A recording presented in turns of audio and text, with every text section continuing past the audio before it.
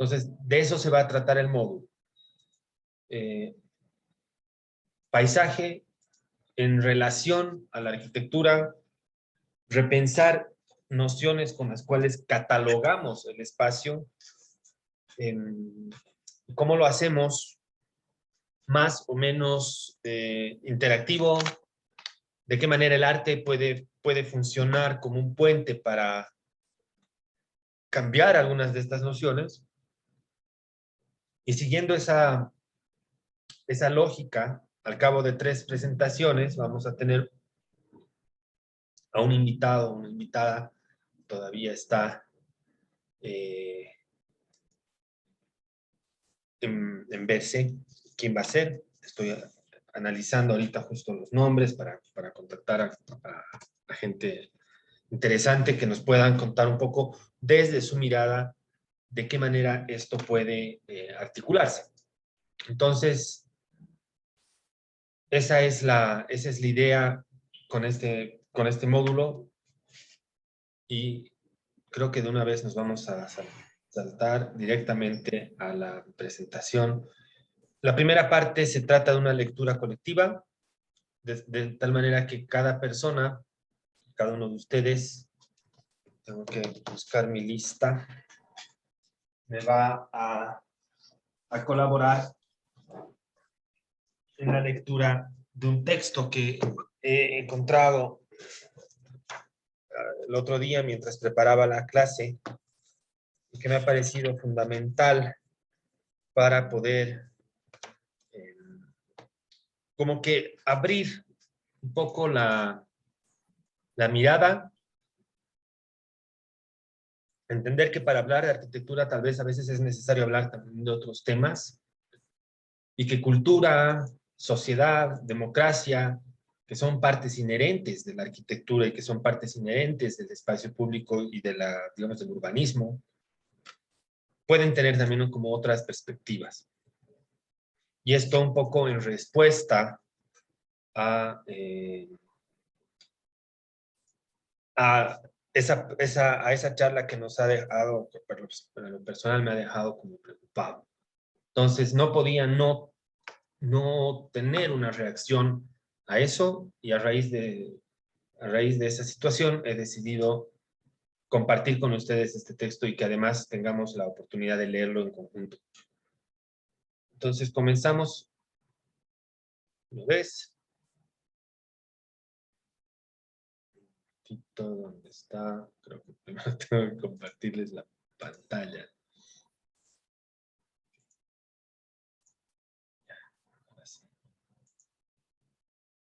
Algunos de ustedes ya han visto este inicio de video. Me gusta como punto de partida. Se tratara de un chapuzón.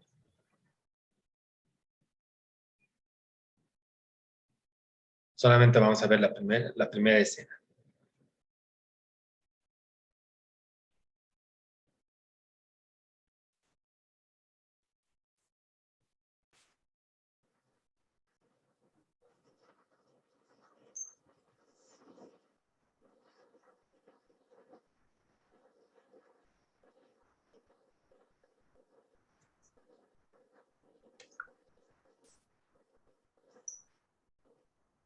I was a very shy and introvert.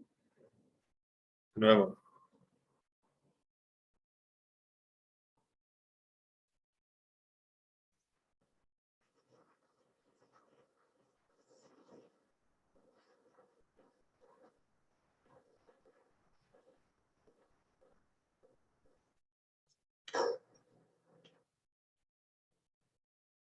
En arquitecturas posibles del Nuevo Mundo se llama esto. La A la van a reconocer como parte del símbolo del anarquismo.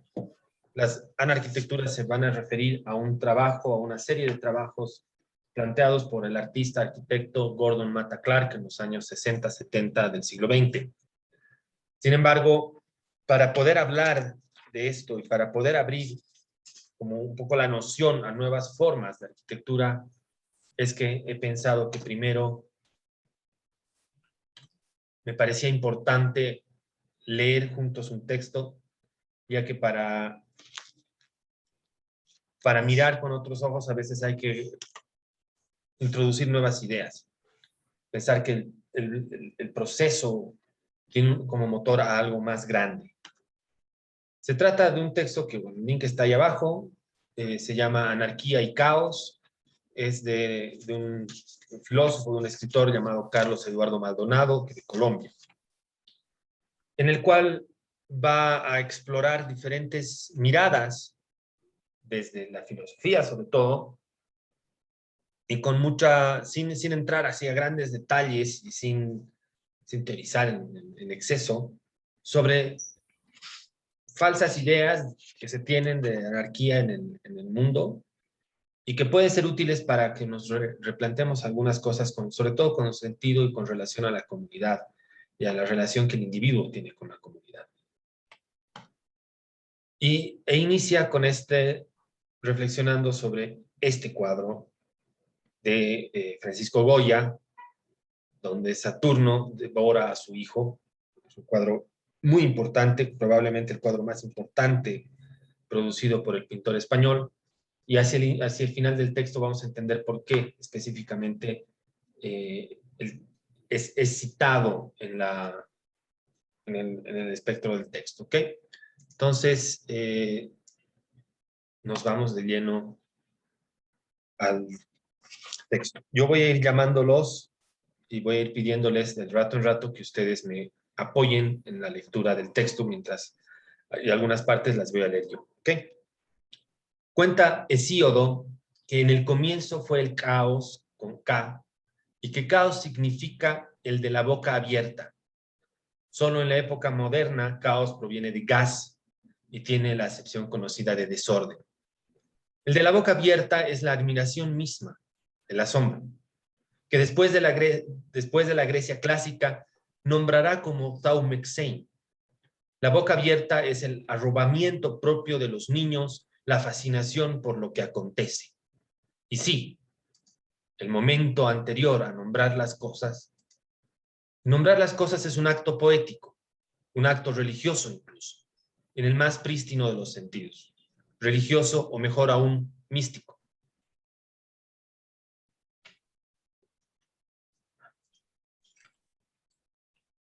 También, en el comienzo de esta civilización, fue en el plano de la fundamentación de las cosas, la ausencia de principios, que se denomina en propiedad como anarqué. Por ello mismo, la búsqueda de algún fundamento. Como resultado de lo cual, en el periodo arcaico, los griegos arriban entonces a esa forma de vida que consiste en tener el fundamento en sí mismo, en tener pivote, diríamos hoy en día, en la ausencia de ataduras y la autodeterminación. Los autos arqué, la autarquía. Aquello que en latín se expresa como eo ipso, en su acepción más genérica.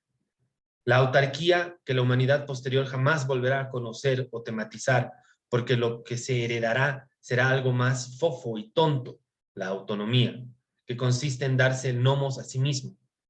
La ley o la determinación normativa, el deber ser, por y para sí mismo.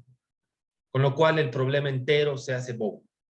En toda la historia de la autonomía, la libertad y esas discusiones sonsas sobre libertad y heteronomía, en fin, derechos y deberes. Pensamiento débil, pensamiento para dames, nos dice el autor.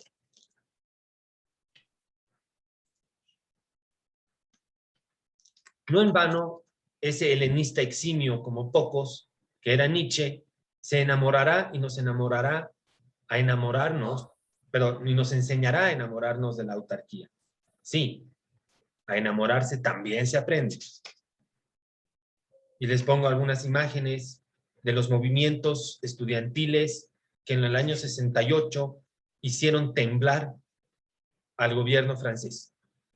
En un momento en el cual la juventud se estaba rebelando no solamente a las estructuras de la sociedad, sino que también se rebelaba a los órdenes impuestos por dos grandes potencias mundiales que se estaban debatiendo el poder político y geográfico del mundo, ¿no? Estados Unidos y la Unión Soviética.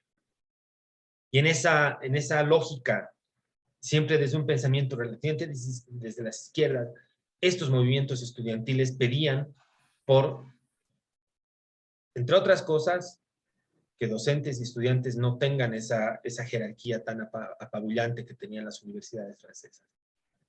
En ese mismo tiempo se empieza un movimiento cultural llamado los situacionistas, conducido por un artista, por un pensador, filósofo, escritor, casi como se podría decir hasta mago, que se llamaba Guy Debord. Y en el manifiesto situacionista, este grupo de personas hablaban de la posibilidad de pensar la ciudad de otra manera, y todo muy influenciado por estos estudiantes, por este grupo de protestas que empieza a estallar no solamente ya en Francia, sino que se empieza a extender a toda Europa y tiene unas repercusiones igual importantes en Latinoamérica. La condición para el autos arché es la anarquía. Esta es la indeterminación de la cual emerge la determinación no determinada, por decirlo así. La total libertad, la liberación, la iluminación misma, si se quiere, porque es también efectivamente el caso incluso. En otros términos, la anarquía es la condición para el pensamiento y forma de vida libertarios. Y voy a pedirle vamos a ir al revés de la semana pasada, a Kevin, si estás acá, para que puedas continuar leyendo. Claro, claro, Arqui. Hasta que Occidente, esa civilización temerosa, aprende a temerle a la libertad. Occidente, sí, aunque lo diga con delimitación metodológica, hemos de creerle a Jean Delumeau, creo que se pronuncia, los occidentales que le temen a todo, a la soledad, al sufrimiento, a la enfermedad, al dolor, a la muerte, incluso le temen al temor mismo. Es contraste con numerosísimas otras culturas y civilizaciones, libres todas ellas de miedo. La teta asustada, para decirlo con aquella película 2009, peruana de Claudia Llosa, el miedo que se aprende desde la teta de la madre. Esta película es una película muy, muy fuerte y muy linda, muy, muy, muy triste, muy todo, peruana del año 2009, en la cual se narra los terrores a los cuales son sometidas las mujeres o a los que fueron sometidas las mujeres durante el conflicto armado entre el gobierno de Fujimori en Perú y todo el Sendero Luminoso y todo el problema que esto traía. Y que en algunos casos las mujeres se introducían unos tubérculos en la vagina para evitar ser violadas en manos de ya sea gente del sendero y muchas veces en manos de los mismos paramilitares que estaban a cargo del gobierno de Fujimori. Fujimori después ha sido llevado a juicio por montones de atrocidades cometidas a nombre del Estado peruano y a nombre del gobierno peruano para protegerse, supone, a la ciudad de Lima y a las grandes ciudades a las ciudades capitales. En la sierra peruana, el terror vivido a raíz de este conflicto ha sido no tan documentado y esta película narra la historia de esta chica que de niña tiene o recibe esta suerte de tratamiento y después migra a la ciudad de Lima y habla mucho de la migración. Para aquellos que no la hayan visto, la recomiendo un montón. Podemos continuar si está ahí Iván. Sí, Arqui. Todo el párrafo. Todo el párrafo. Bueno, y el pánico irracional, desde luego al anarquismo o a la anarquía, los pueblos y las sociedades han aprendido a querer malas leyes, malos gobernantes, malos políticos por temor mayor a la anarquía. Anomía lo llamaba a ese sociólogo perfeccionador del positivismo que es Durkheim. Durkheim, sí. ¿No? Anomia se refiere a la ausencia de normas, es como una nomos, de norma, a leyes, sin ley, digamos. Y qué tan cierto se nos hace eso, ¿no? Es decir, de no comprender ciertas cosas y después terminar escogiendo malos gobernantes, escogiendo malos políticos, ante un miedo a no tener un control. Y es un poco de lo que va el texto. Prohibido prohibir, escribían los estudiantes franceses en las paredes de París, en protesta a la normativa, en protesta a ciertas prácticas dentro de las universidades que no estaban digamos, en consonancia con un espíritu del tiempo, o lo que se podría llamar hoy en día el Zeitgeist, ¿no? El espíritu del tiempo en alemán. Esto lo voy a leer yo. Exactamente en ese punto, vale recordar este corto texto fundamental que es Discurso de la servidumbre voluntaria, de 1576, de Etienne de la Boétie. Servidumbre voluntaria para los muchos, para lo cual la relectura de la Boétie indica el buen remedio, o más sucintamente, miedos para unos, servidumbre voluntaria para otros, dos caras de una sola y misma moneda. Se le tenía miedo a esto, a autos volcados, digamos, a la violencia con la cual un grupo irrumpe en la calle y transforma temporalmente el espacio público. Lo ocupa, lo transgrede sus normas. El auto se supone debería estar en una posición horizontal. Y ahí en la fotografía aparece con los vidrios rotos y volcado de lado, como si la sociedad estuviera al borde del colapso. El anarquismo no existe. Creer que existe el anarquismo es mal comprenderlo. Un flaco favor se le hace al entendimiento y al espíritu. La riqueza y la provocación del anarquismo están en su pluralidad. Esta palabra me parece que es muy importante en términos de entender que hay muchas voces que van a estar interactuando de manera conjunta en la construcción de una sociedad. Si podemos ir con Marcelo. ¿Estás, Marcelo, por ahí? Sí, Kropotkin, quien deja en claro que el anarquismo es una posesión de nobleza, de espíritu, jamás de clase. Bakunin es radical, inveterado, lleno de los mejores sentimientos solidarios. Los menos conocidos, Bobchin, Liguri, Stowasser y el reconocimiento de las experiencias autogestionarias. Y siempre el llamado a la utopía, anarquía, pensamiento libertario, sin olvidar a esos románticos ingenuos que fueron los luditas. Sir Herbert Reed y sus contribuciones, como ninguno, sobre arte y anarquía, estética y anarquía. Siempre habrá que recordar su educación por el arte, Rosa Luxemburgo y su fe en el valor de la espontaneidad revolucionaria, tan mal comprendida por las izquierdas institucionales e institucionalizadas. Un poco lo que está diciendo esto es nos está dando una serie de nombres, muchos de los cuales yo no he leído,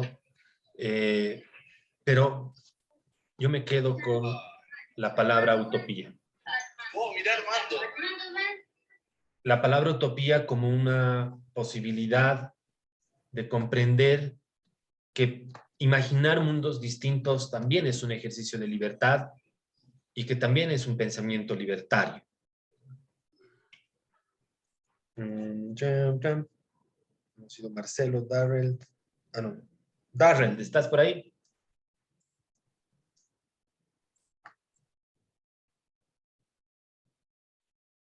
Creo que no está. Micaela.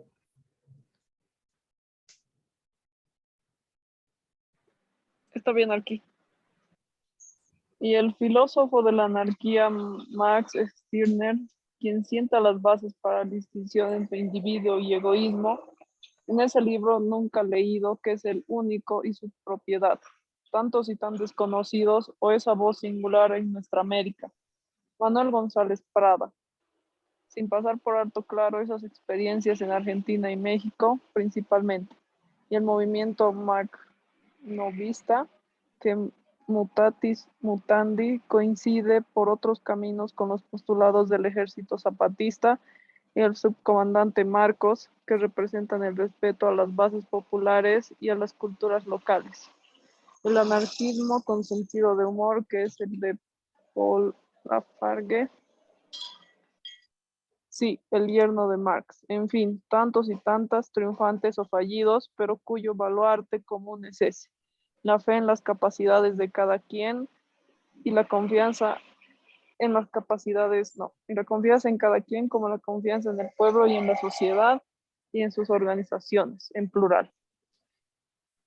Esa frase es sumamente importante.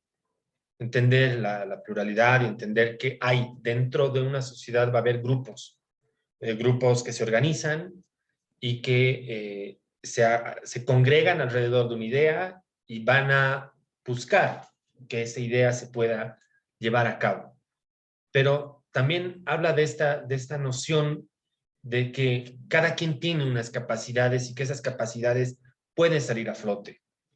Y desde el lado de su docente, la fe en las capacidades de cada uno de ustedes, la confianza en que pueden llevar a cabo esas voces que ustedes llevan en el interior.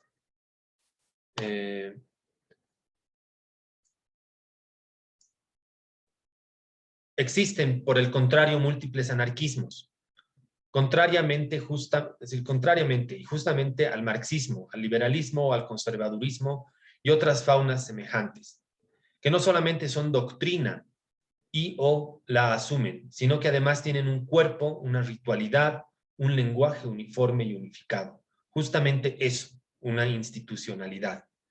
Basta en verdad con echar una mirada al pensamiento anarquista. Género y número, como se habla en gramática, por ejemplo. A lo que se refiere es que el anarquismo en ese sentido no va a pretender unificar todo en torno a una sola ritualidad o a un lenguaje uniforme, como se ha pretendido hacer, como hacernos creer en el año 2019 y probablemente hasta el día de hoy. Sigamos con esa noción de si eres del MAS, entonces estás a favor del comunismo y a favor de, digamos, de todas las izquierdas y que Bolivia deje de ser libre. O que si estás a favor de Carlos Mesa o a favor de Luis Fernando Camacho, eres así ad honorem un racista que está por encima de las leyes. Pareciera que a eso nos quiere llevar este mundo contemporáneo, a identificarnos con una u otra condición. Y pareciera que dentro de las diferentes posibilidades, la intención de fondo tal vez sería simplemente abolir la sociedad de clase y pensar más bien en una serie de individuos autopensantes, autogestionados y autocríticos que puedan pensar por encima de todo eso. Los griegos con Hesiodo enseñaron que en el comienzo fue caos, es decir, de la boca abierta. Aquí creo que estamos con... A partir de lo cual, por supuesto, el asombro llegó posteriormente el orden, hasta descender a ese abismo insondable en toda la expresión de la palabra, que fueron Platón y Aristóteles, con lo cual el orden, único por definición, adquirió estatus, justamente statu quo. Entonces, poco se va a posicionar el texto en el sentido de que el orden, una sociedad ordenada, una sociedad que mantiene una línea, no es necesariamente la única receta para una coexistencia armoniosa.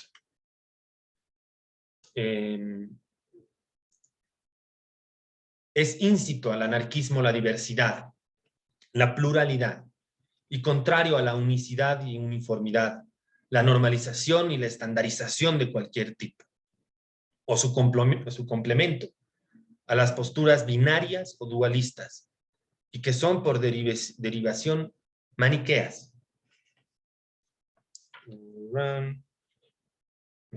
María René. ¿Estás por ahí, María René?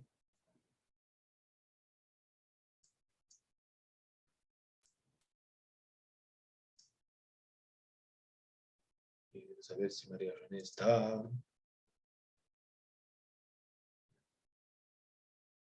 Ah, no está. Ya. Entonces, Valeria Aparicio.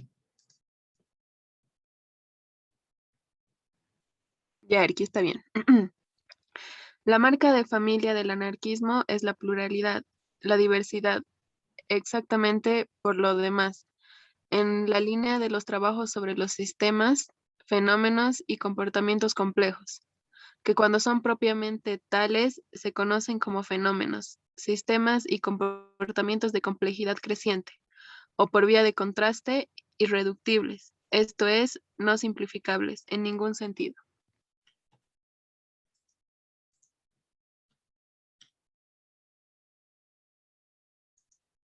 No hay ningún anarquismo, y esta es su inmensa riqueza. Cuando pensamos, por ejemplo, en anarquismo y arte, entonces la más inmediata es la relación entre anarquismo y surrealismo, y el movimiento dadaísta, y ese gran obispo que es André Breton.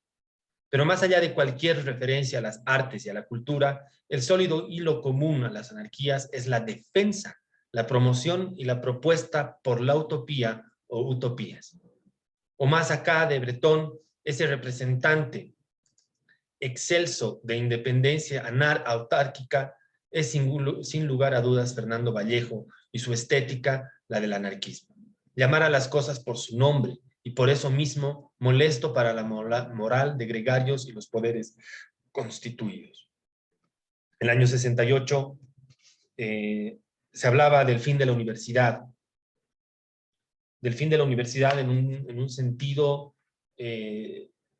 amplio de formación y de lógicas, digamos, de poder a las cuales docentes y estudiantes se veían obligados a actuar, o bajo las cuales se veían obligados a actuar. Evidentemente, al día 2020 han pasado 40 y pico años y muchas de esas estructuras se han mantenido, ¿no? Y por eso es que hoy en día se está volviendo a poner un poco en crisis este concepto de la universidad y si la universidad realmente tiene un sentido hacia el futuro próximo. Y muchas generaciones actuales están tomando ese camino. André Breton es realmente una figura así, importantísima dentro del dadaísmo y que vamos a revisar un poco las obras de los dadas en unas siguientes clases, al menos algunos cuantos ejemplos. Anarquía es simple y llanamente la capacidad de soñar. Y hay que tener una vida interior verdaderamente rica para soñar. Y soñar es cualquier cosa menos tener pesadillas, que son el resultado de que la realidad ataca por la retaguardia. Yo he tenido una pesadilla anoche, así que parece que todavía tengo largo camino por recorrer. Valeria Balda, ¿puedes leer esta parte? Claro, aquí. Frente a esa riqueza que es imaginar utopías, se erige la necesidad de afiliación, de compromisos, de lazos, la sospecha sobre la libertad y la autonomía, la capacidad de tener criterios propios, el afán de todos los bandos por identificar erróneamente individualismo con egoísmo, el pánico que produce a alguien libre y peor aún a muchos libres. Esto es clave. Primero porque evidentemente se tiende a confundir individualismo con egoísmo y se nos hablaba mucho de no solo estás pensando en ti. Sin embargo, creo que al separar ambos o mezclarlos, tal vez vamos a tener ahí como unas posibilidades interesantes. Y definitivamente, encontrar a una persona verdaderamente libre asusta. Y las veces que yo he salido asustado ante una persona que era más libre que yo, y claro, de verdad que eso te descoloca y te deja en una situación así de limbo. Ese limbo es de los lugares más educativos que uno puede acceder. a los que uno puede acceder. Acá un esquema para una de las ciudades utópicas del siglo XIX, cuando el urbanismo utópico empieza a tener una serie de propuestas para agenciar ciudades y comunidades que puedan funcionar no bajo la lógica de ese entonces de las ciudades grandes europeas.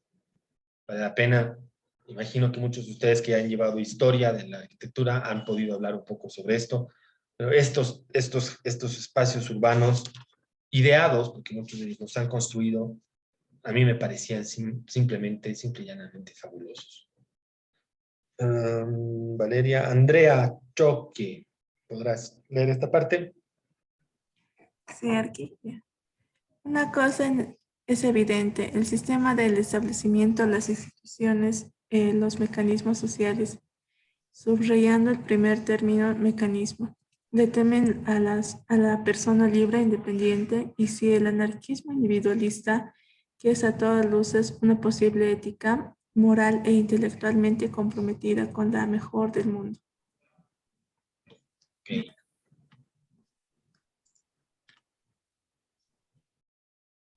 Esto van a entender en un breve momento. La idea de demoler una parte del modernismo y de sus ciudades anquilosadas en funcionamientos empieza a cobrar como papel importante, un rol importante, sobre todo cuando se lo empieza a criticar desde esa ausencia de pluralidad que pregonaba una buena parte de su arquitectura. Renan, ¿será que puedes leer esta parte? Sí, aquí. Frente al miedo que produce alguien independiente, vale siempre recordar a Etienne de Gautier: la gente se ata peor que Ulises con las sirenas, voluntariamente. Spinoza, que de determinismo bastante sabía, recuerda cómo el movimiento hacia la libertad, el quinto libro de su Ética, partiendo de la esclavitud, el cuarto libro, siempre existe natural, espontáneamente, la tendencia a volver atrás, a preferir la esclavitud. Todo el tiempo pasado siempre fue mejor, pues algo se tenía entonces. No sé, a mí me hace pensar esto en el mar. Y pensar que esas pérdidas eran mejores, es decir, esos tiempos eran mejores, algo se tenía de mar. Y la pregunta si somos esclavos de esa determinación nacional de regresar al Océano Pacífico. Entre otras muchas, ¿no? O cuestiones personales. Antes yo vivía así, o antes la sociedad era mejor, antes los jóvenes no tenían sexo. Desde múltiples, así, otras miradas de qué era lo que estaban buscando de nosotros los que estamos hoy configurando la sociedad y mirando al futuro.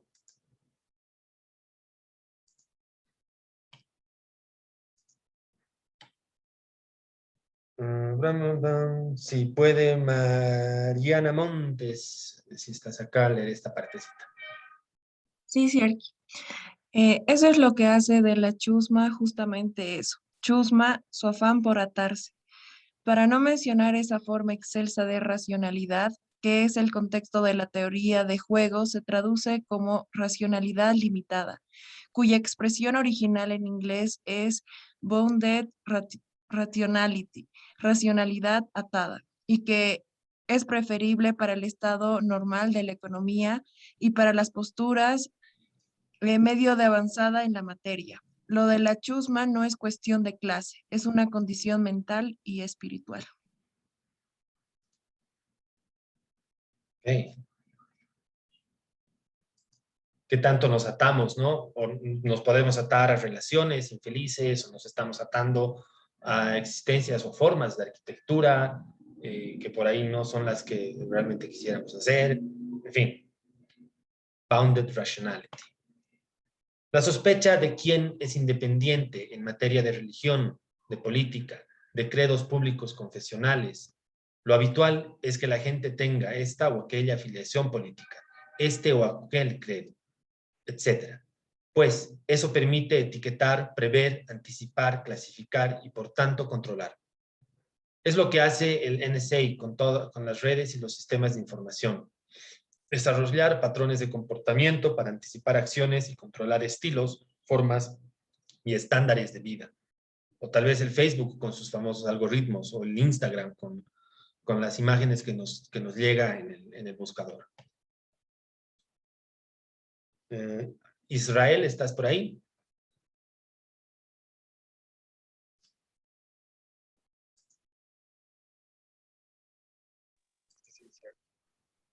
¿Me escucha? Apenitas, pero se te escucha. La inteligencia consiste en hacerse previsible ante sus esfuerzos. Todos los esfuerzos de etiquetaje y clasificación fue la forma primera más eficaz de la humanidad a la vida y al pensamiento es con los sistemas de clasificación, que los hay de todos tipos. Súper, gracias.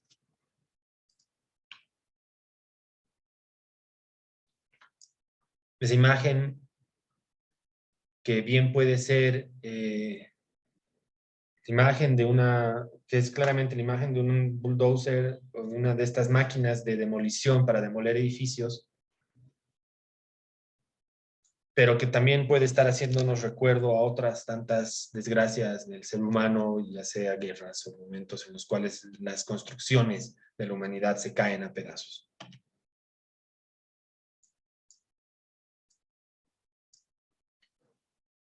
Fernanda. Fernanda Felipes. Sí, aquí está.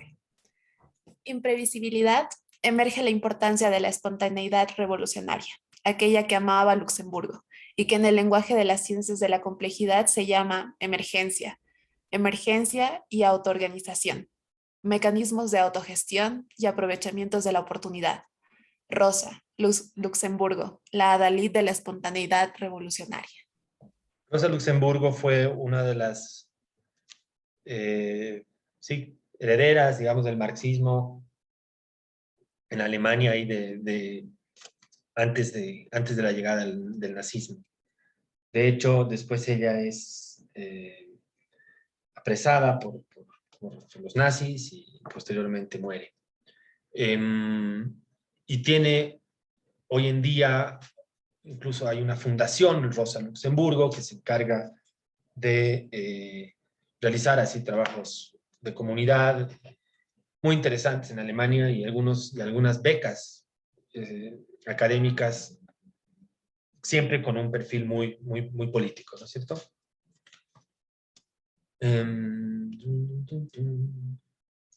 Fernanda, Mariana Rubín de Celis, estás por ahí. Sí, ya. Y ese grito incómodo para el capitalismo y casi más para los marxistas ortodoxos, que es el llamado al derecho de la pereza de la falange. El socialismo, que es taylorismo y fordismo invertidos. El capitalismo es la esclavitud del hombre por el hombre y el socialismo lo contrario. Lo que el sistema no perdona desde ningún punto de vista es la libertad, la autonomía. Las castiga implacablemente. Se llena la boca hablando de ellas y despliega toda clase de ingenierías sociales en torno a ellas. Pero les tiene pánico. Ingenierías sociales como la educación y la religión, la política y el derecho, la comunicación social y los sistemas de creencia.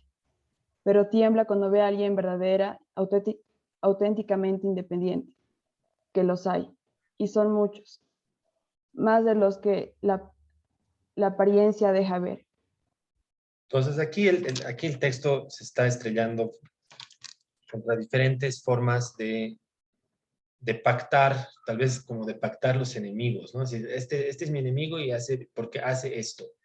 Y si nos ponemos a pensar en la forma en la cual durante el 2020, digamos, durante todo el gobierno transitorio, se hablaba del enemigo y lo que ahora está sucediendo post elección del 2020 con la manera de construir una imagen social en torno al otro enemigo, y con todas las ingenierías sociales al servicio de esa narrativa o de ese relato.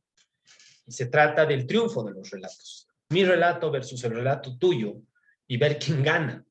Entonces, y los que de verdad, auténticamente piensan de manera independiente, se vuelven peligrosos para cualquiera de los dos bandos, porque tienen pensamiento autocrítico y autónomo. Y esos son los verdaderamente interesantes, esos son los que verdaderamente valen para mí la pena. No contentar a nadie. Brown. Contra el derecho, las normas y las instituciones, hay que recordar siempre la importancia de los nexos débiles, como se dice en complejidad. La amistad y el amor, la solidaridad y la lealtad, la fidelidad y la gratuidad del vecindazgo. Pues el anarquismo es ante todo una posición ética. A eso exactamente apuntaba el texto clásico de Kropotkin. Peor aún, el anarquismo es una actitud de nobleza, pero no en el sentido económico o de clase, noblesse d'esprit, y cuya traducción al español actual es bonomia, sino que nos crean, sin que nos crean pendejos o idiotas, claro. Eso es anarquía. Conciencia vigilante, actitud crítica y criterio. Mucho criterio propio, sabiendo incluso que el error es fuente de aprendizaje y adaptación. Ah, qué interesante. Aquí Cristian nos ha puesto esto. Creo que en algún punto tenemos ese punto de partida de libertad. Creo que son condiciones las que estruja la propia voz. ¿Quieres comentar algo más, Cristian? Me parece genial que lo hayas escrito el comentario. Sí, me parecía de eso, ¿no? De que, o sea, todos tenemos esa propia libertad, pero como hay condiciones, no sé si consumistas o de la propia sociedad que tienes que apoyar a un bando al otro y es como que no dejas formar todo eso. Correcto. Probablemente puedes estar de acuerdo con algunas cosas, ¿no? Y con otras tal vez no. Pero si te quieren encasillar en algo, te hacen pues la vida y la existencia más compleja, ¿no? Y creo que el punto base de todo esto es lo que está escrito ahorita ahí, justo en la pantalla. Criterio propio. Y saber formarlo poco a poco, porque crecemos con muchos mandatos dados de nuestros padres, a veces de nuestros abuelos, de nuestros mismos compañeros y compañeras, y se va formando así nuestra vida, ¿no? Entonces, en algún momento sí es importante esa voz propia que nos puede sacar del lugar cómodo, tal vez, y de ese statu quo al que de alguna manera todos siempre hemos terminado entrando un poco, ¿no? Y aprender del error. Lindo es aprender del error. Creo que de las cosas más lindas. Gracias, Cristian, por tu comentario.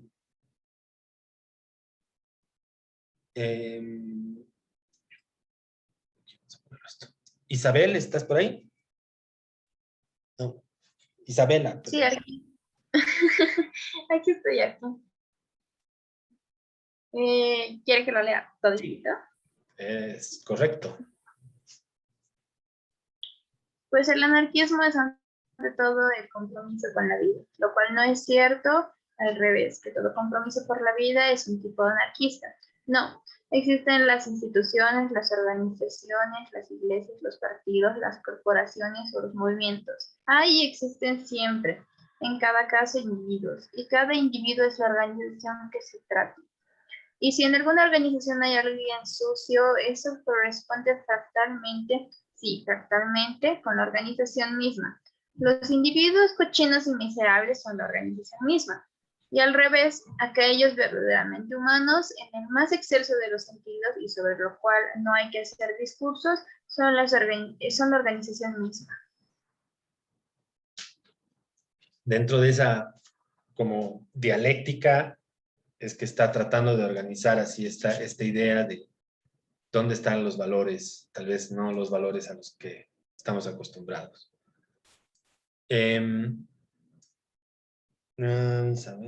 Katia. Goya ha pintado una representación de lo que son las instituciones. Saturno devorando a un hijo en 1819. Originariamente la historia remite a Chronos, el tiempo que devora a sus hijos. Ah, es Cronos el tiempo que devora a sus hijos para así poder vivir. En la mitología griega, y que los romanos leen como Saturno devorando a su hijo, Goya es espíritu libre y crítico de cualquier realpolitik. Goya, quien podemos verlo así, critica las instituciones de todo tipo que devoran a sus hijos, a sus componentes, a sus creadores mismos. Nada hay tan inhumano como las estructuras, cualesquiera que sean sus nombres y apariencias.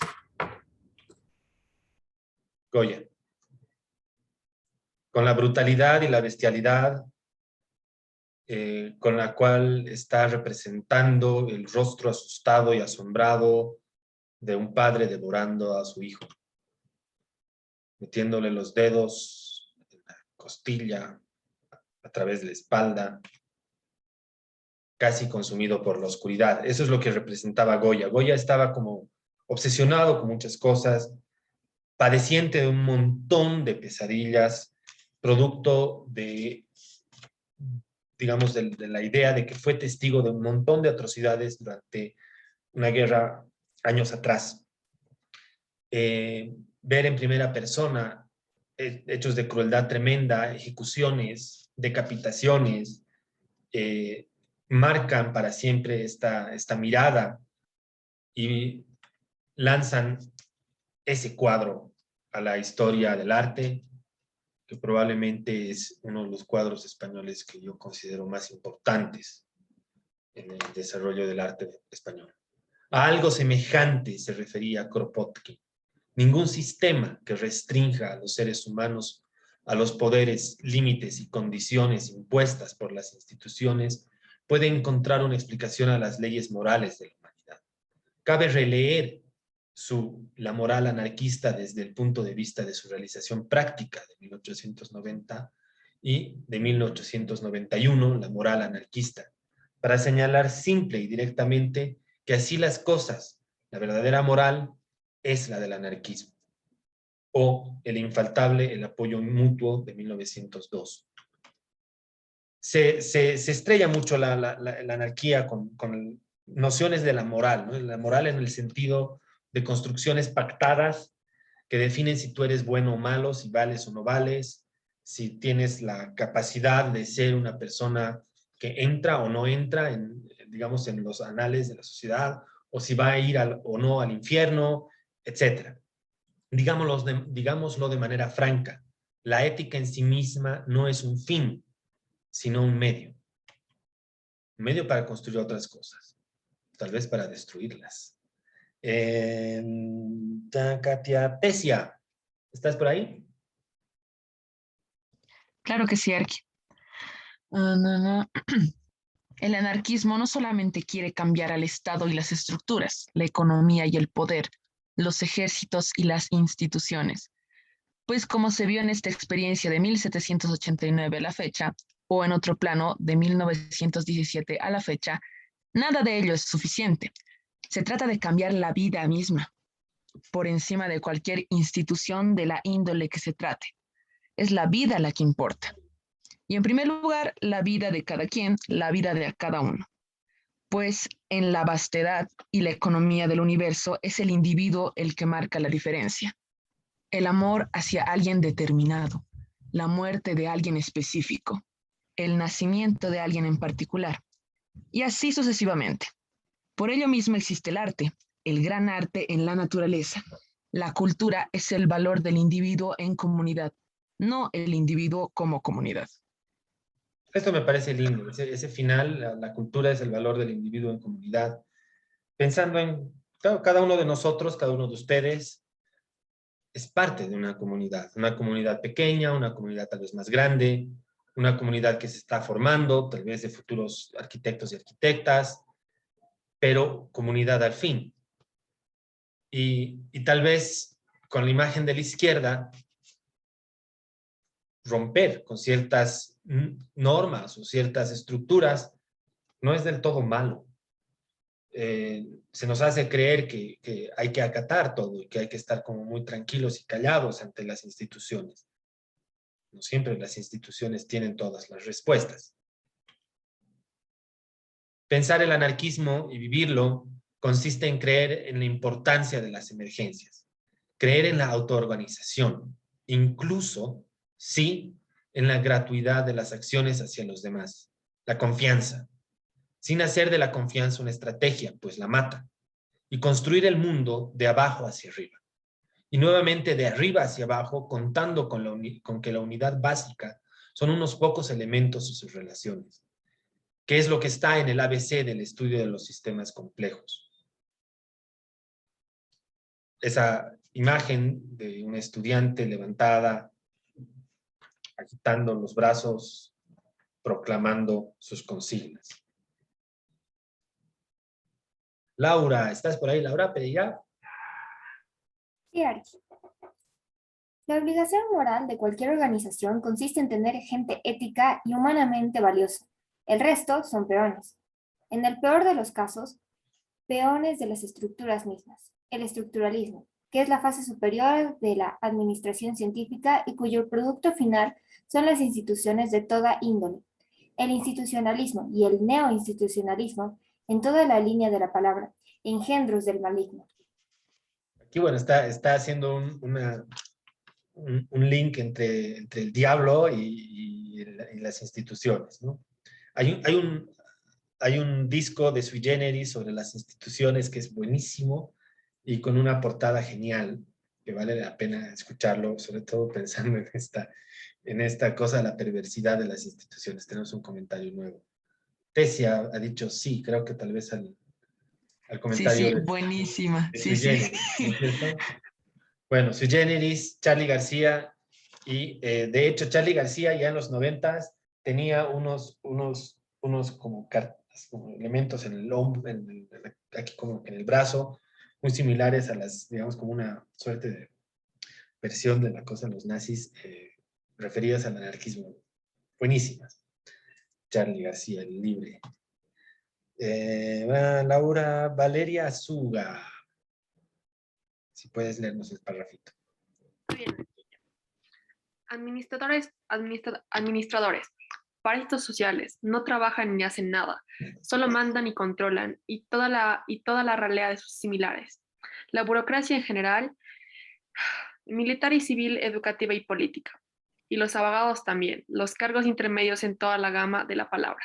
Todos ellos los verdaderos enemigos. Bueno, aquí ya se está estrellando contra todos y todos, ¿no? Aquí, este es uno de los sectores en los cuales un poco ya también nos tenemos que posicionar un poco críticamente con el mismo texto y no necesariamente son los verdaderos enemigos, pero probablemente aquellos que mandan y que controlan sin un sentido crítico, ellos sí. Vale. Sebastián, ¿estás por ahí, Vargas? Sebastián Vargas.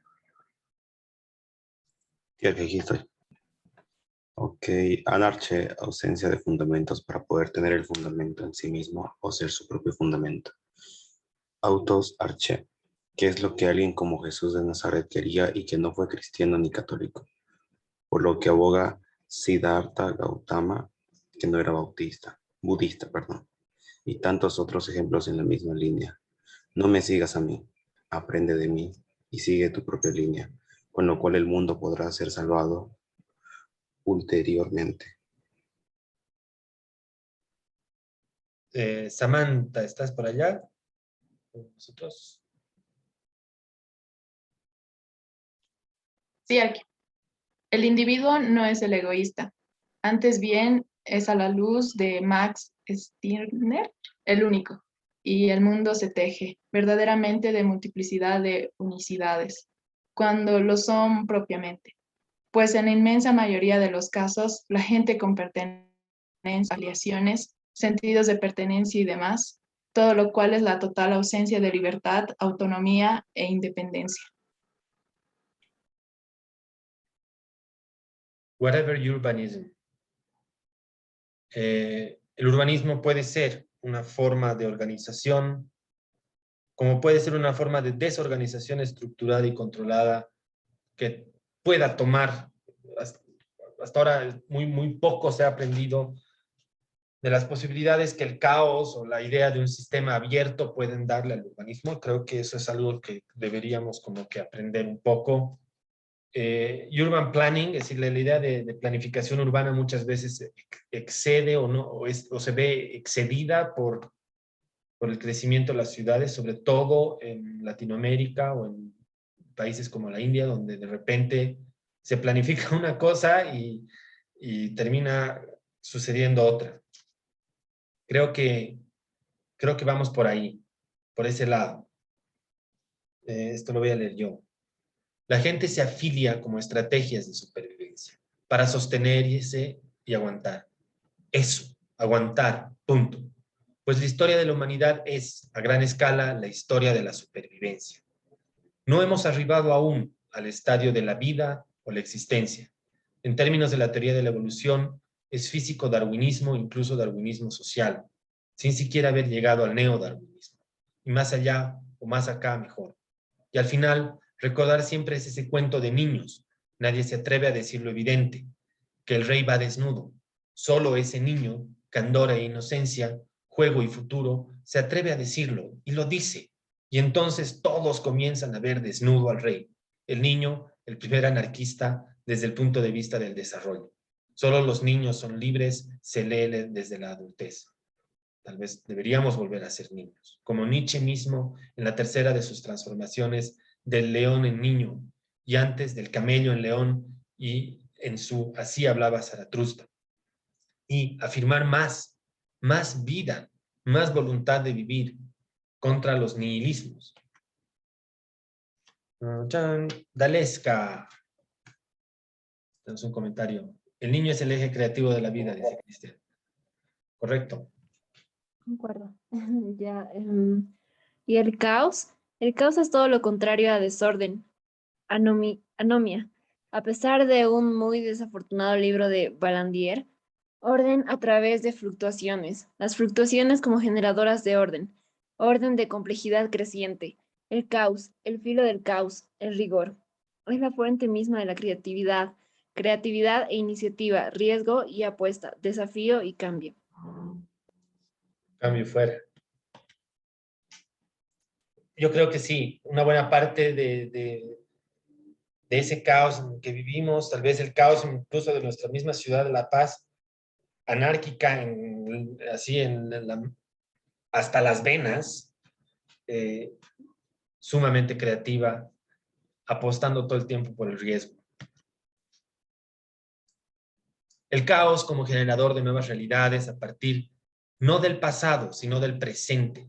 Sensibilidad a las condiciones iniciales, de suerte que se crean futuros no previsibles. Bifurcaciones. Esto es lindo porque la palabra bifurcación implica que hay un camino y que el camino se puede desviar y que tú tienes la decisión o la posibilidad de tomar ese futuro no previsible y en vez de ir a la izquierda, doblar a la derecha y encontrarte con nuevas posibilidades.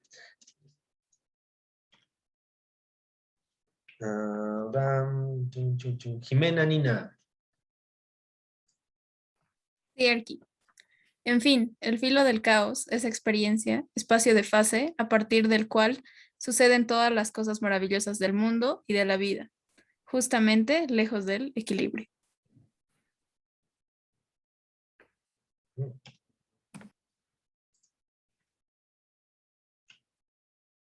Y con eso el texto acaba.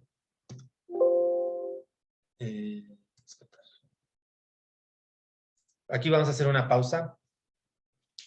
Pero antes de la pausa, quiero saber qué les ha parecido. Primero, ¿qué les ha parecido leer en conjunto Y segundo, ¿qué les ha parecido el texto? Probablemente va a tocar digerirlo. De todos modos, esto yo igual lo voy a subir al Neo para que lo puedan tener. Pero ¿qué les ha parecido? Porque no tienen que estar de acuerdo. Aquí simplemente soy yo expresándoles un texto que ha resonado profundamente en mí y que no podía no compartirles.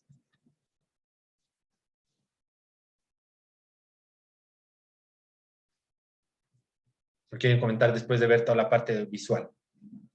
Y ahorita nos vamos a pausa. Yo creo que podemos comentar después de ver toda la parte visual. Ya. Porque ya parece.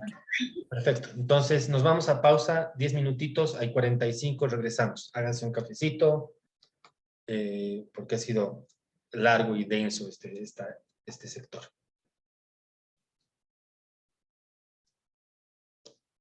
Nos vemos entonces en 10 minutillos. ¿Ok?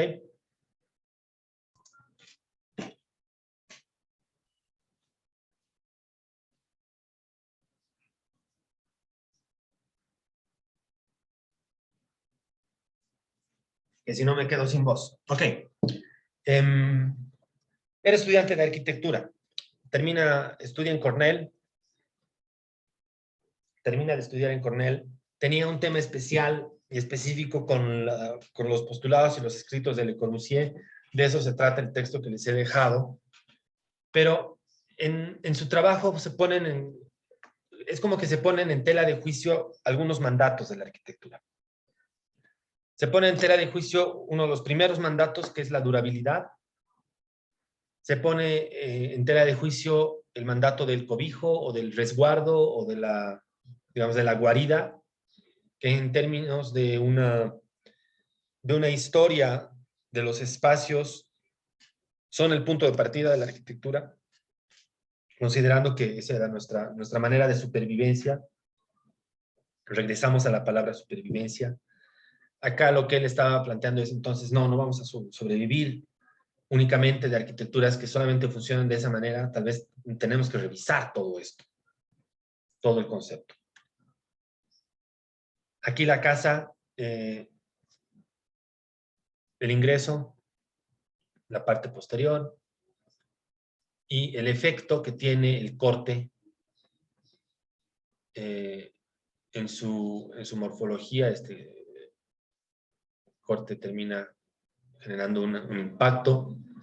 De repente las nociones más básicas, y aquellos que han estado en fundamentos el semestre pasado ya han visto, o hace 2 semestres, han visto estas diapositivas. Pero no hemos entrado a la profundidad de pensamiento que vamos a entrar hoy.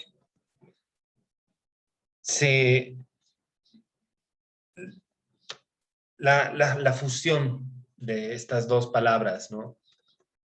Anarquía y arquitectura. Y la anarquía como esa, digamos, búsqueda por revertir las estructuras.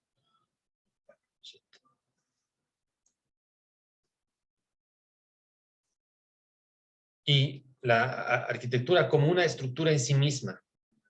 Lo llevan a plantear la idea de vamos a juntar anar con textura o anarquitectura, y ya que ambos contenían también la palabra kia o arquí, entonces se genera la palabra anarquitectura como una posibilidad diferente de existencia del objeto arquitectónico. El 74 hay una exposición que se llama Anarquitecturas, y en la cual participa Gordon Matta Clark, participan otros artistas, músicos, entre ellos Laurie Anderson, una artista del avant-garde muy importante hacia finales de los años 70, pareja en algún momento estoy dudando si era Lou Reed o Bowie. Lou Reed. Y aquí está la imagen. No se trata de una ruina, no se trata de una construcción que está en absoluta decadencia, se trata de una intervención a la arquitectura que busca darle nuevos significados al espacio, nuevos significados al vacío entre las estructuras, al vacío en el tiempo, el vacío que puede surgir en ese espacio que deja de existir entre dos elementos de la baranda. De repente no era solamente el espacio el que servía, sino el vacío que deja el espacio y la traducción que ese espacio plantea y supone en una noción de arquitectura distinta. Poco a poco sus trabajos se van volviendo mucho más geométricos, pero no deja de pensar que detrás de muros, detrás de estructuras, de vigas, de losas, hay componentes y elementos que están armando y articulando esa estructura. Esa estructura como macroestructura, como el lugar que define el espacio donde vivimos, el espacio donde deambulamos y nos desplazamos, donde nuestros afectos se construyen o se destruyen. Todo eso para Mata Clark funcionaba como ejemplo de arquitectura. Ya no solo el espacio y el manejo de la luz, sino las historias que esos espacios cuentan al interior de todo. Comprender que no solamente hay losas y pisos, techos, paredes que tienen un sentido, sino que todo podía estar conectado a partir de la idea de que una fuerza involuntaria puede estar ingresando hasta el más recóndito lugar de la imaginación. Conical Intersection desde el año 75 en París, Francia. Otros trabajos que planteaban la idea de, ok, el muro nos divide como suerte de espacios, divide funciones y funcionalidades, entonces podemos pensar en quebrar ciertas partes de estas, equilosarnos a la idea de que otras cosas son posibles. Y que para mostrar el espacio y mostrar de qué manera se interviene en él, no era necesario solamente no era necesaria solamente una imagen, sino que esa imagen tenía que ser construida a partir de una modificación de la perspectiva. Que la arquitectura pueda desandar ciertos procesos. Él participaba en buena parte de las intervenciones. En otras partes del mundo, muchos de los muros son huecos, y eso se desnuda, sobre todo en esta imagen. Nosotros en La Paz estamos más acostumbrados a muros de ladrillo, prácticamente sólidos, salvo que entendamos que, claro, el ladrillo igual tiene sus huecos, pero acá los huecos son como más evidentes. No olvidemos el problema de la arquitectura, escribió Le Corbusier. Y Mata Clark decía, la arquitectura no intenta resolver ningún problema. Decía Gordon Mata Clark en sus poemas y cuadernos. Su trabajo no buscaba resolver de qué manera la arquitectura determina un uso del espacio, determina una forma de habitar, sino que buscaba entender las complejas relaciones entre los materiales. Enfrentarse en buena manera al pensamiento de que la modernidad y sobre todo la arquitectura moderna planteaba historias como mucho más conducidas a un fin, y aquí el objetivo no tenía un fin como tal, era tal vez el medio para producir nuevas formas de espacio, para producir incoherencias que de otra manera en la arquitectura no habría sido posibles, y que a partir de la apropiación de esta, desde una postura muy escultórica, sí eran posibles. Sí era posible pensar en un vacío que no tenga baranda, por ejemplo, en el caso de estos huecos que estamos viendo acá.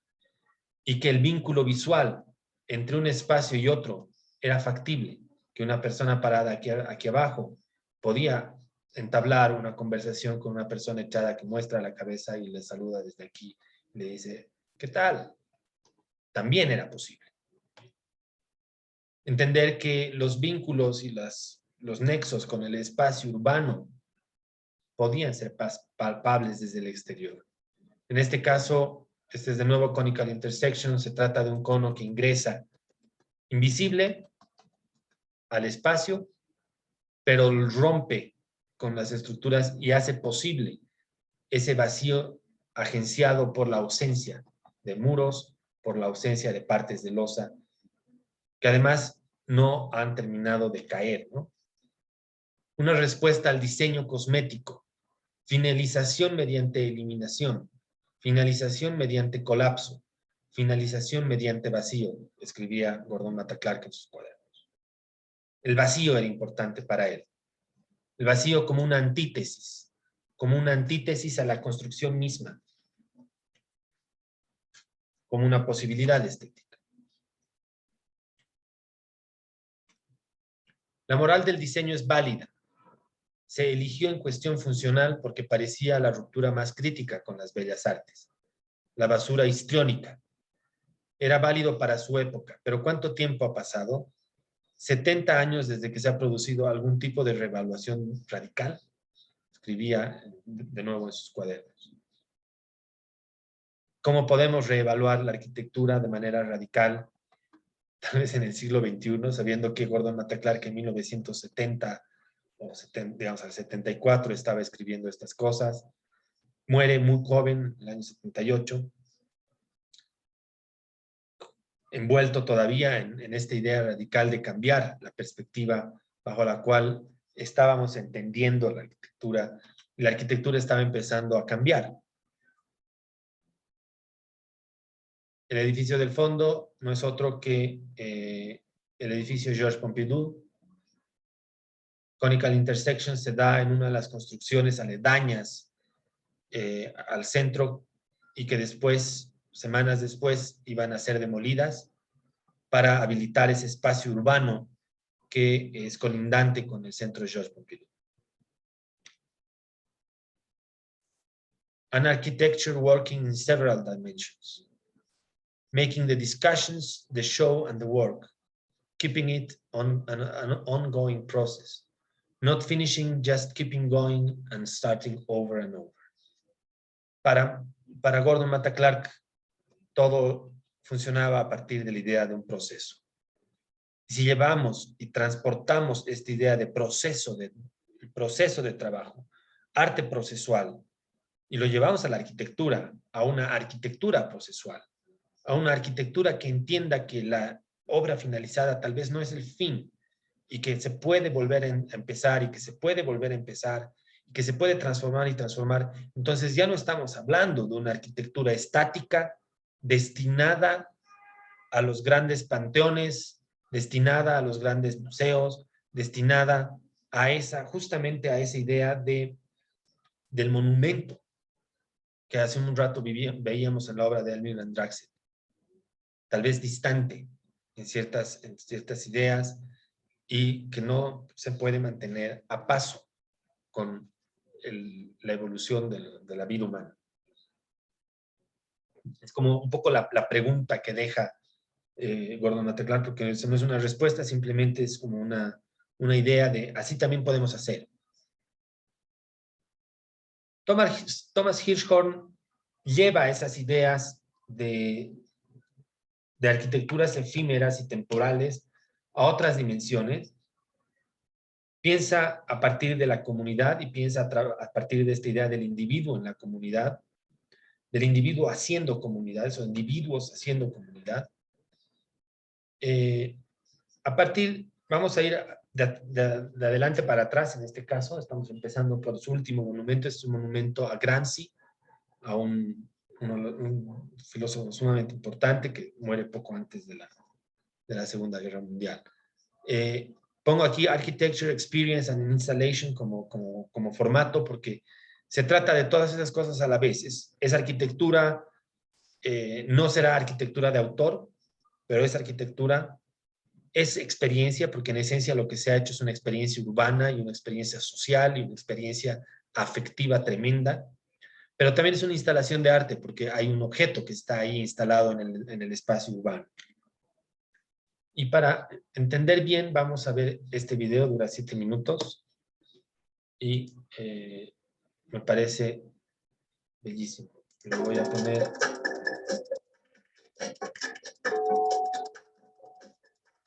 Vamos a ponerle subtítulos en español. Está bien, están en español.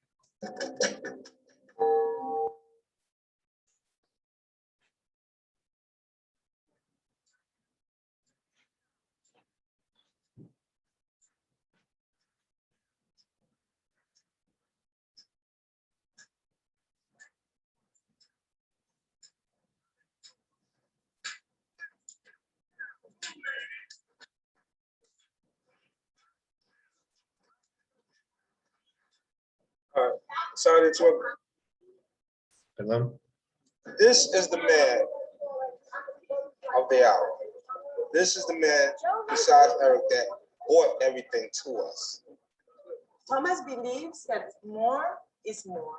You know, it's a pun on Miss Van der Rohe, who said less is more. And in this more and more philosophy of Thomas Hirschel, it means an enormous amount of activities all the time, almost confusing what is happening. What you are doing for this community and everything. No, I don't do something for the community. I do something, I hope, for art. Okay. And understanding of art. That is my goal is this. So, I mean, Thomas always says is that he did not come here to like help people. He came here to Forest Houses and asked people who lived here to help him make the artwork.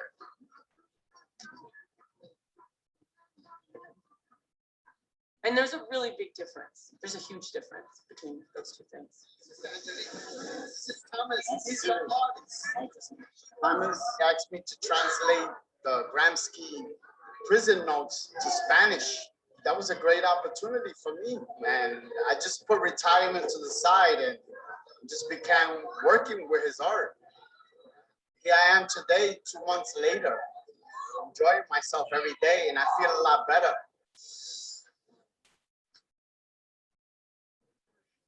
I was more stronger than half of the men over there. I built them buildings. I did the dollies underneath there, on the floor. I did all that with the guys, except for the roof. We scared of heights.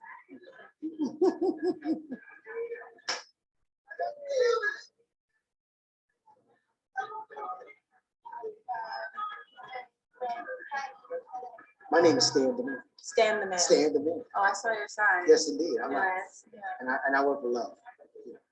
It's not about the bills. I don't deal with the money. It's not about the money. Anything I make from my heart because I want, once your love is in it, the money's on it. That's why I joined the monument because it's like art. It's like art. Cooking, something. This is good. Oh, it's just pretty. Let's see if it tastes pretty.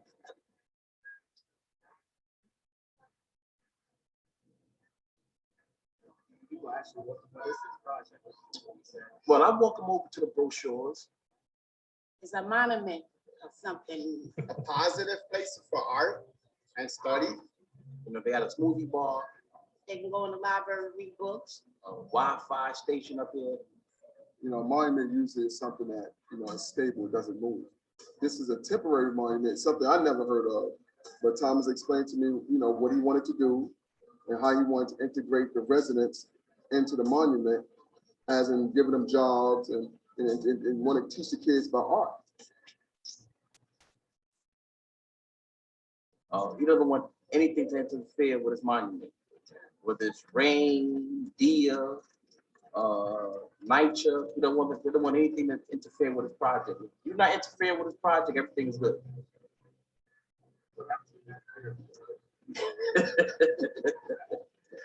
Yeah, he gets crazy, starts screaming, uses his fingers and everything like that. Some days, But I'm here Saturday and Sunday going. I am dog. I look at see there's nobody sitting. I am dog. It'll be like, no. And if you can't stay to 3 o'clock or 4, which we stay to 4 all the time, you get put out. Okay? We are not observant. There is no observer. Thomas is not white, he's not European, he's black.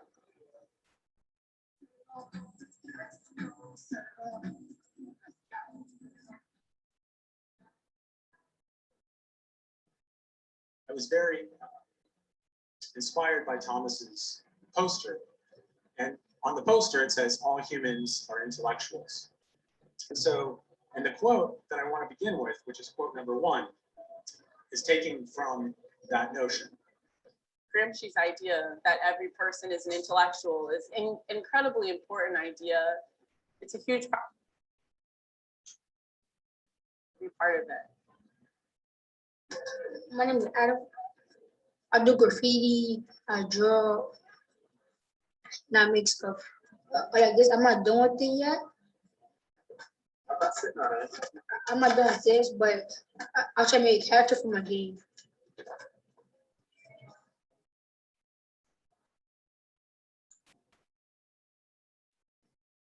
You're learning, you're teaching, but it's more like people just, you know, got Thomas here. It's more about people gathering, still getting to learn one another.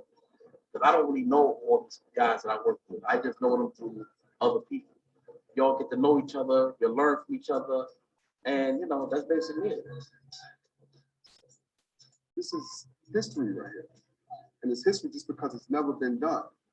So when someone speak about it, someone may try to do it, but at the end of the day, it was done as far as I was first. Big, huge. People have to come here to the monument to see the monument. This project is site-specific in the most true sense of that phrase. It's as important that this monument will be here for 2.5 months as it is that it will not be here after 2.5 months. There's an urgency to it. And without that urgency, it would not be the same thing.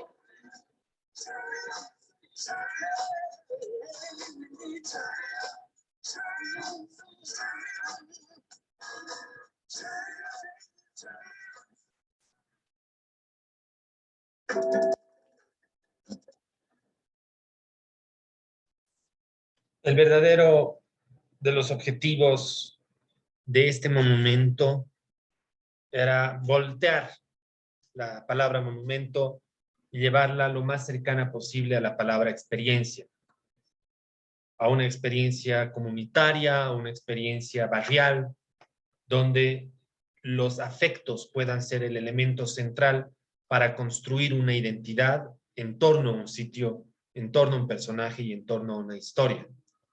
No solamente se estaba honrando a la vida de Antonio Gramsci y toda su obra filosófica, sino que se estaba utilizando como un medio la obra filosófica de Gramsci para construir comunidad a partir de la idea de que todos activamente estaban construyendo algo en conjunto. Sea esto entendido como una estructura arquitectónica, sea esto entendido como una experiencia que durante 2 meses se lleva a cabo, sea esto entendido como una experiencia trascendental en la vida de ciertos individuos que pasan por este lugar y se ven transformados por la actividad. Se nos ha tal vez acostumbrado, ¿no?, un poco a que la obra de arte es algo con lo que te asombras, pero tienes una relación tal vez distante. Un cuadro lo puedes ver, está ahí en la pared, colgado en un museo. No sé, la Mona Lisa te puede casi que mirar a los ojos y desnudar con la mirada, pero acá se transporta toda esa noción y esa aura de la obra de arte en su formato tradicional y se la lleva a la vida misma y a esas cosas que transpiran ahí.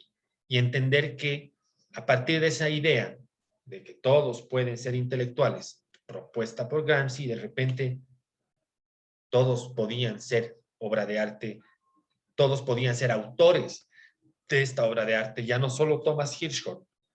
Él ahí hablaba un concepto bien interesante que no es el de, digamos, la autoría no es compartida con los participantes del proyecto, no es compartida con la comunidad aquí en el barrio, digamos, del Bronx, sino que es como una autoría autónoma, se puede decir, donde todos pueden ser autores de la obra El Monumento a Gramsci, no solo Thomas Hirschhorn, sino la persona que estaba haciendo la librería, uno de los que va a dar una de las charlas, el niño que estaba haciendo las esculturas.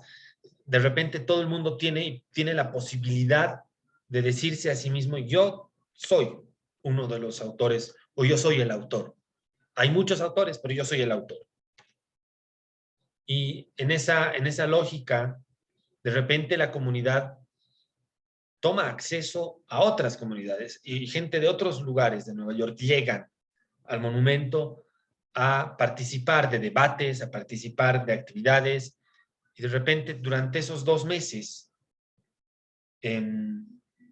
un espacio público se ve transformado de manera radical. Ya no es más esa plaza diseñada como un espacio de extensión de ciertas edificaciones, pastos que están pensados para que la gente se siente o el camino para que la gente camine. De repente el camino se convierte en una plaza, en un ágora donde la gente puede debatir, donde la gente puede hablar, donde la gente puede intercambiar ideas, donde puedes prestarte un libro y dejar otro a cambio, donde puedes, digamos, insertarte en el mundo radial. Había una estación de radio donde la gente podía hablar, hacer entrevistas. Y todo eso tiene unos puntos de partida en una idea de Thomas Hirschhorn de que el arte, la arquitectura, el espacio público tienen que rozarse, es como que se tienen que rozar con las actividades humanas. Esta obra es en Kassel, Alemania, para la Documenta del 2002, y de nuevo consistió en la construcción temporal, aquí ha durado 2 meses, aquí igual iba a durar como 2 meses, de una serie de objetos. Un imbis es como una suerte de, así de, la persona que vende perro burgers, digamos, o la persona que vende anticuchos en nuestra comida callejera local. En Alemania se llama imbis, es como un pequeño puestito donde compras comida. Entonces, construyen un imbis, construyen una pequeña biblioteca,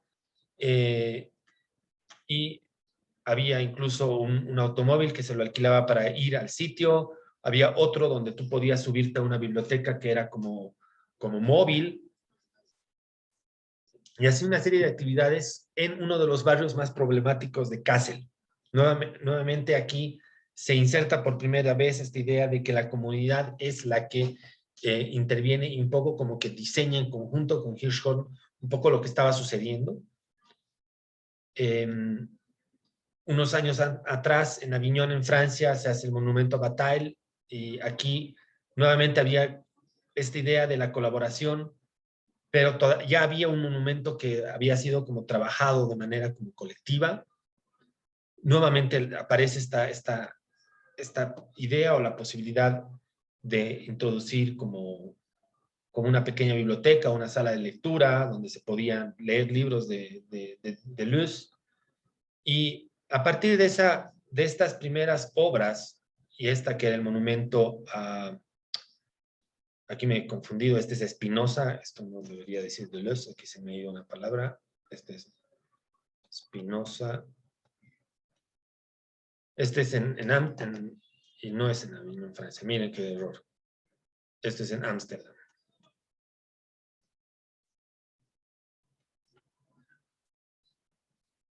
Acá ya el monumento era mucho más precario, era simplemente en un solo lugar, y la gente podía dejar e intervenir e interactuar con esto. Entonces, aquí es como se va comprendiendo un poco la transición.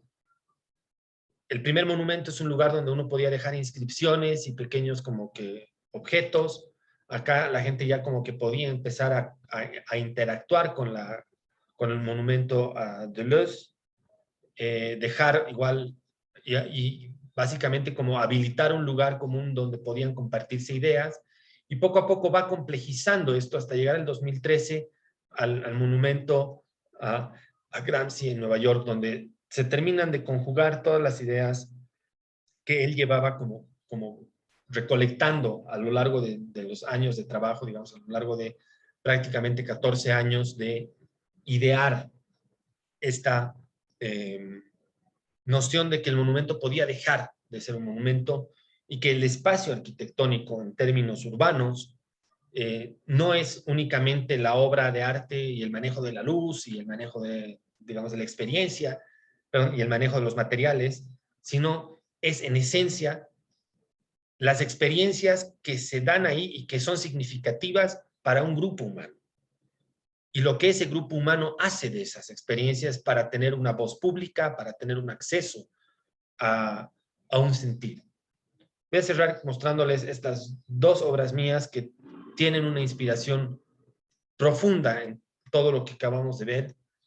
Esta primera se trata de una intervención a una vivienda, a una casa, notable casa entre paréntesis, hoy museo, la casa de Wolfgang von Goethe, la casa de campo de Goethe, en el centro de la ciudad de Weimar. Curioso que la casa de campo esté en el centro de la ciudad. Pues sí, está en el centro de un parque que está en el centro de la ciudad de Weimar, pero es un parque que parece insertado en el espacio rural alemán. La casa es así la simbología de la casa por excelencia, la casita, la cabaña, y aquellos que están conmigo ahorita en Taller 7 podrán entender un poco ahora de dónde sale esta imagen que están trabajando en el Chacaltay. Esta es una de tantas posibles referencias para esa casita. La casa de Goethe es monumento y patrimonio de Alemania. Y mi idea era que durante las 3 semanas que iba a durar el Festival de Arte de Weimar, la casa vuelva a ser casa. Es decir, que alguien en el interior prenda la chimenea, se cocine una cena, y que la casa por un tiempo pueda ser entendida como un espacio, como el espacio que era en un principio.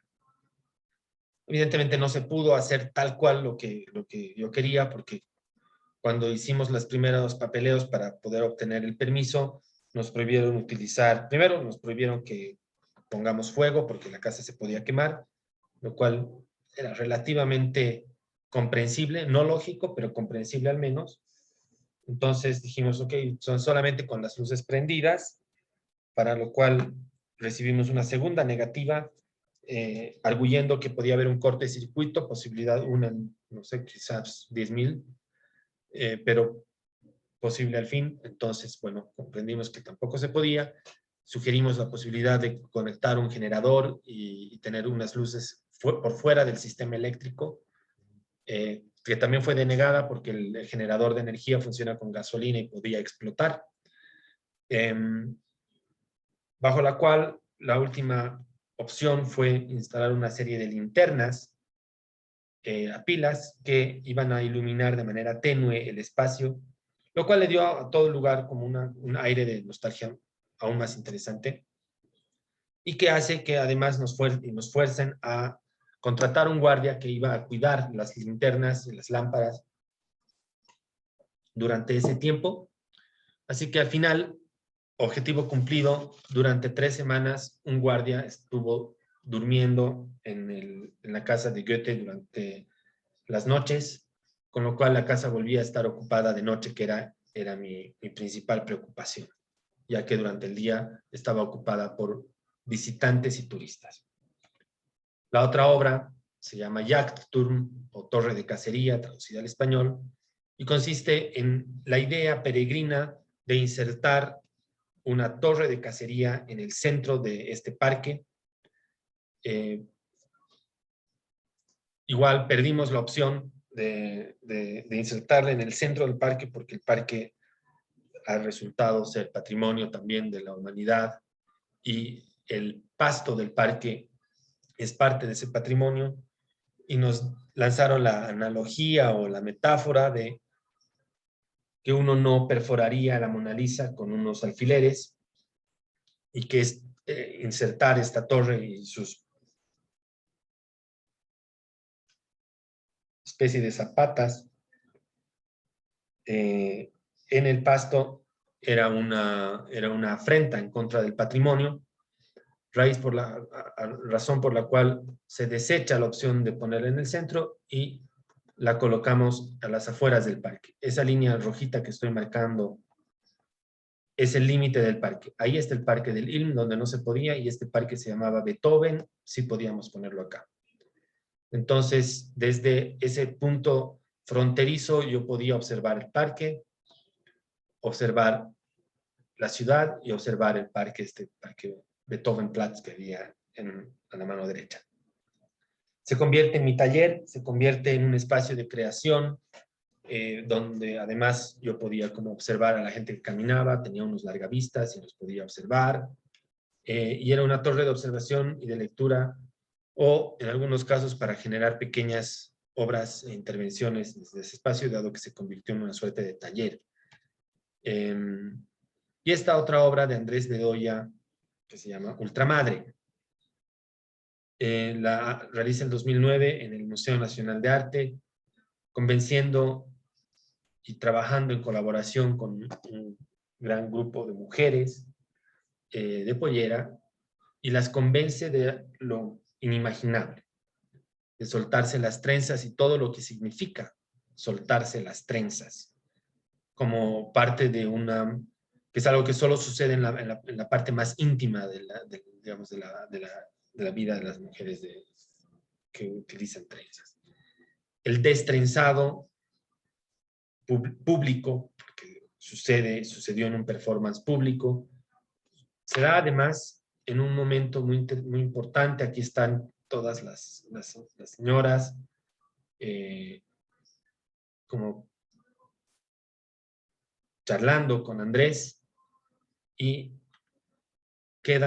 se echan sobre estas como plataformas, especie de camas durante un tiempo, dejando así que la trenza humana, el cabello humano, se convierta en la nueva portada, la nueva, digamos, fachada del espacio arquitectónico del Museo Nacional de Arte. Un museo que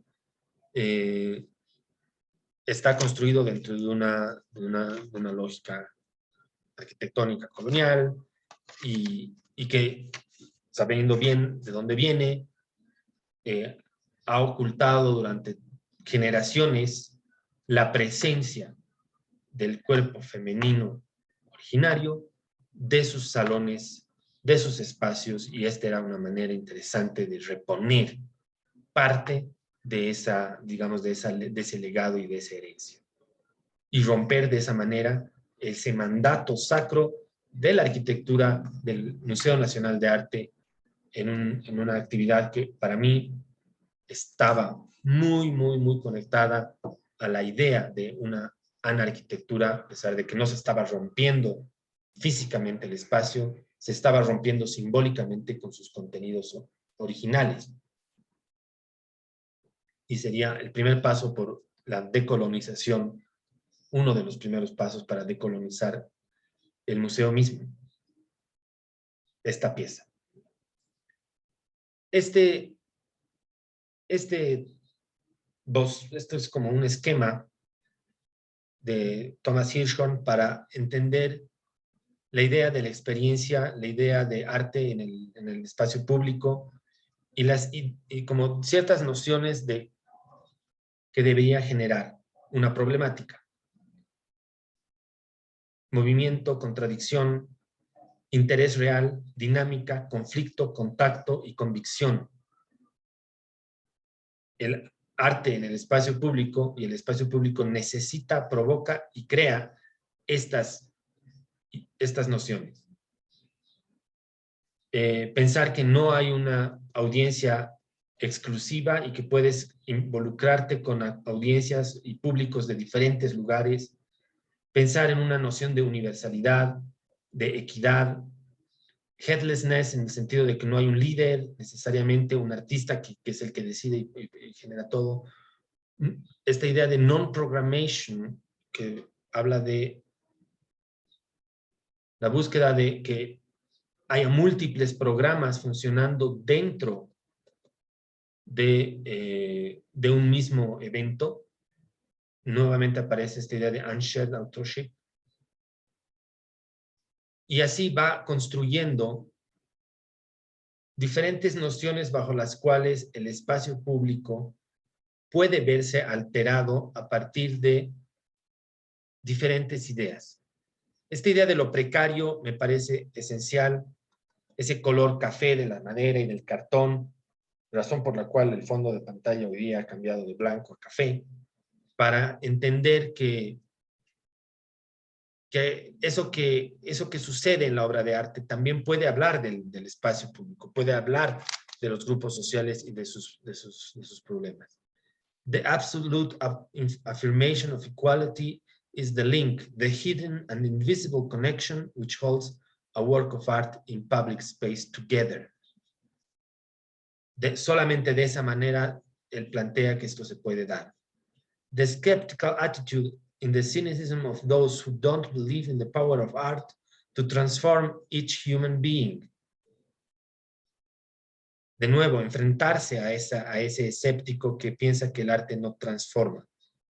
Tal vez no va a transformar al político, pero sí puede transformar una comunidad. La misión del arte. As an artist, I have no right to be disappointed by the reception of my work. No tengo derecho a sentirme decepcionado de la recepción de mi trabajo. En el espacio público o en cualquier tipo de espacio o evento, there are so many reasons to be disappointed. Hay tantas maneras de verse decepcionado que that it's obviously and definitely too easy, y eso es demasiado sencillo y demasiado fácil. La realidad, reality is far more unexpected, unpredictable and surprising. There can be no disappointment. Ya que la realidad puede ser no unexpected. Ya estoy ahí con la cabeza fundida, pero que no se la pensó, no se cruzó por nuestras mentes algo así. No se puede predecir y es sorpresivo. Y esta que me parece importantísima, que tiene que ver con la forma, toma una postura o una posición. Posición en el sentido de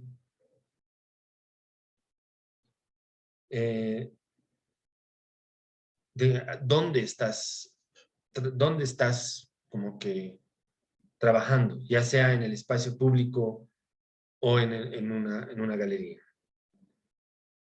The real problem is to insist in the interrogation of sense and opening towards nonsense. In public space, the crucial question is duration. ¿Cuánto debe durar un evento de arte? ¿Cuánto debe durar una obra en el espacio público? Unas horas, unos días, unas semanas, unos meses. Doing a work of art in public space is like being in a kind of paradise. Not a paradise where everything is nice, beautiful, comfortable, resolved, and accomplished, but a paradise where the problematic of art is its meaning, its power of transformation, its impact are questioned and engage me every minute, every hour, and every day. Esto es esencial, porque está hablando de la realidad en su esencia más pura.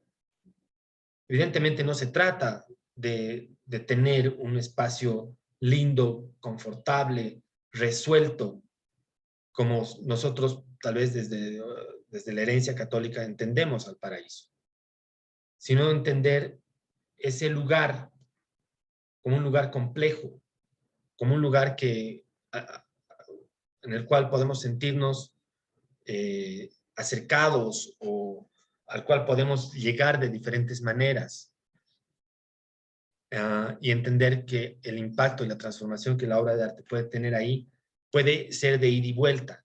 Nosotros transformamos el espacio temporalmente con cualquier intervención que hagamos sobre el espacio público, sea artística o arquitectónica, pero definitivamente tenemos que pensar que el espacio público y sus sistemas abiertos van a tener un impacto sobre lo que hacemos y sobre lo que hemos hecho.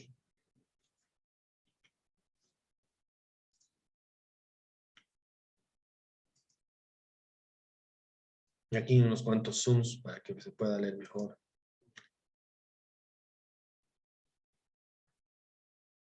Todo el mundo colaborando, que ha colaborado en los diferentes trabajos de Thomas Hirschhorn. Y para cerrar esta pregunta, tiene que ver qué pasaría si el gran mundo también celebrara a las partículas pequeñas. Y estoy convencido de que las obras de arte que se enfrentan a ciertos poderes son las que tienden a mostrar a esas pequeñas partículas. Vamos a descartar estos cambios. Y dejamos ahí. Con eso la presentación se acabó. No sé si tienen ahora sí como preguntas, comentarios en lo que acabamos de ver.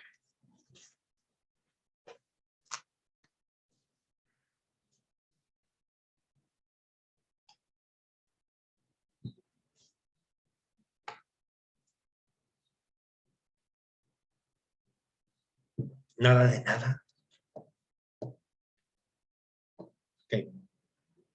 Creo que todos quieren irse a ver el partido. Por eso están apresurados por seguir viaje. En la siguiente clase vamos a tener una charla interesante sobre arte, territorio y paisaje político. Así que vamos a hablar un poco más ya sobre otros tipos de obra de arte. Sí me parece importante y les estoy dejando un texto que quiero que lo lean para la siguiente clase. El de Mata Clark, quiero que lo tengan ahí y lo vayan leyendo poco a poco. Este se llama El artista como etnógrafo, lo estoy subiendo ahora al Neo. Se trata de un texto sumamente interesante que plantea la idea de que los artistas pueden también, en cierto momento, virar la mirada hacia la etnografía y que creo yo puede también hablarle al arquitecto y a la arquitecta que hay en cada uno de nosotros. Eso es, muchachos, muchachas. Si no hay preguntas, entonces pueden partir y en unos 5 minutos más o menos yo ya voy a haber subido el texto al Neo para que lo puedan descargar. Eso es. Bueno, gracias, Arqui. Lejo. Que estén bien. Gracias, Arqui. Hasta luego. Gracias, Arqui. Hasta luego. Hasta luego. Gracias, Arqui. Hasta luego, Arqui. Hasta luego, Arqui. Gracias.